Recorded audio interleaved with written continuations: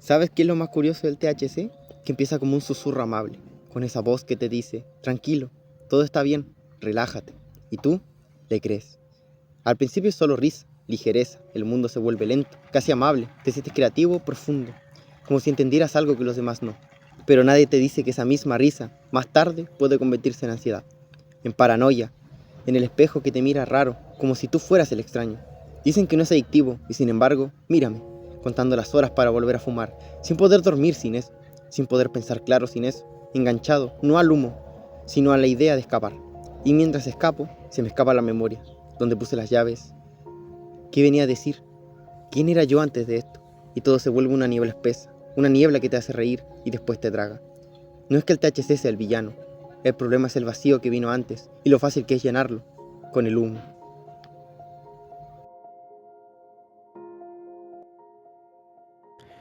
Seguramente has oído hablar sobre la marihuana o su compuesto THC.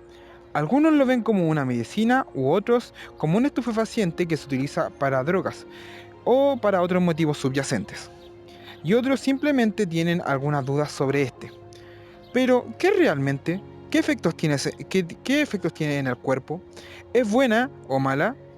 En este video vamos a dar a conocer el principal compuesto activo de la marihuana, o sea, el THC. Te explicaremos qué es, cómo actúa en el cerebro y por qué genera tanta opinión. También explicaremos esto todo de forma clara, simple y obviamente basada en la misma ciencia. Al igual que teniendo en base nuestra propia investigación guiada por nuestro profesor Jorge Delgado, con una metodología de ABP, es decir, aprendizaje basado en proyectos durante este semestre. Antes de hablar de otros componentes, primero vamos a tener en cuenta el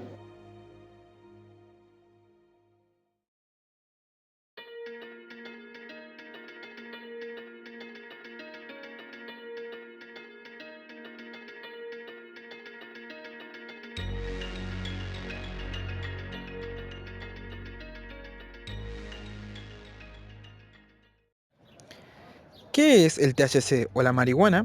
La marihuana es una planta llamada cannabis, que se utiliza desde hace siglos por sus efectos en el cuerpo y mente. Sus hojas y flores contienen sustancias como el THC, que pueden alterar completamente el cómo uno se siente. Te da esa sensación de estar ido o colocado. También tiene efectos terapéuticos, los cuales se utilizan para algunas enfermedades o a veces para aliviar dolores, aunque en algunos casos se utiliza para otros motivos como para relajarse. Este es un método natural e inofensivo. También puede tener efectos negativos si se usa mal en exceso. El THC une receptores llamados cannabinoides, que regulan el sueño, el hambre o el estado de ánimo de las personas. Es un químico natural, en donde el cannabis causa la mayoría de los efectos.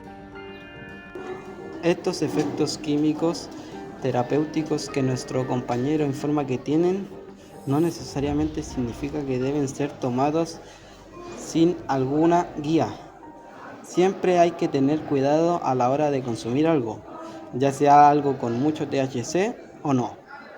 Eso significa que la marihuana, en una medida adecuada o recomendada por un profesional, puede tener un uso medicinal. Origen y influencia. Esta es una planta que ya había aparecido hace miles de años hacia atrás, en Asia Central exactamente. Desde entonces, había sido utilizada por muchas culturas antiguas, por diferentes razones, tanto medicinales como parte de rituales religiosos, y en algunos casos lo ocupaban como textil, para elaborar ropa y cuerdas. En India era utilizada con fines ceremoniales y espirituales, en China como remedio, y en el mundo en general como una forma de relajación. Con el tiempo, este se extendió por todo el planeta, donde se empezó a debatir su legalidad y sus efectos. Todo esto debido al uso que le estaban dando en general, para así poder controlar su uso correcto. El uso medicinal de la marihuana. La marihuana se ha utilizado para tratar diversas afecciones, como el dolor crónico, la epilepsia y la ansiedad. Sus propiedades terapéuticas han sido estudiadas y han estado investigando sus posibles beneficios para tratar diversas condiciones. El uso recreativo de la marihuana.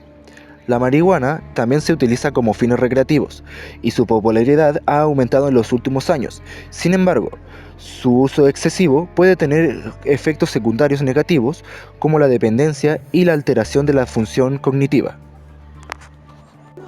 Estos efectos químicos terapéuticos que nuestro compañero informa que tienen no necesariamente significa que deben ser tomados sin alguna guía.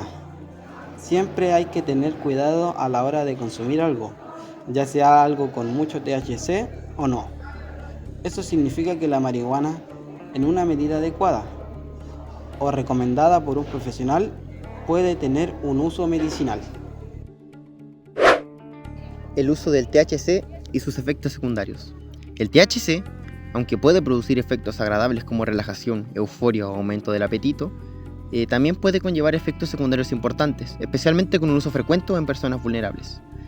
Tenemos por lo general como efectos secundarios a corto plazo. Tenemos alteración en la memoria y la concentración, coordinación motora disminuida, ansiedad, paranoia o episodios de pánico, sequedad bucal y ojos enrojecidos, aumento de la frecuencia cardíaca. Los efectos secundarios a largo plazo tenemos deterioro cognitivo, especialmente en adolescentes, dependencia psicológica y síndrome de abstinencia, mayor riesgo de trastornos mentales como psicosis o depresión, síndrome amotivacional, falta de motivación y apatía, problemas respiratorios si se consume fumando.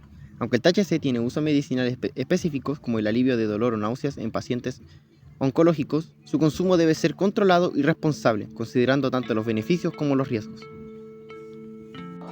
Peligrosa, ¿verdad?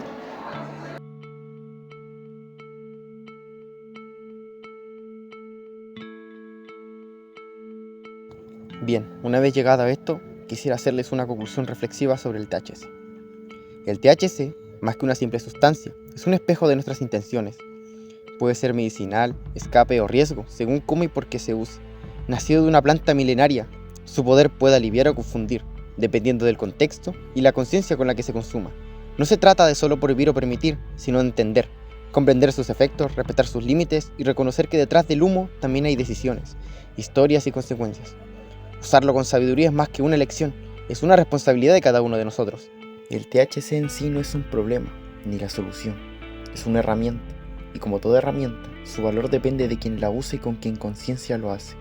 Por eso, más allá de los mitos y prejuicios, el reto está en educar, en dialogar y en construir una relación con la sustancia que sea crítica, informada y humana.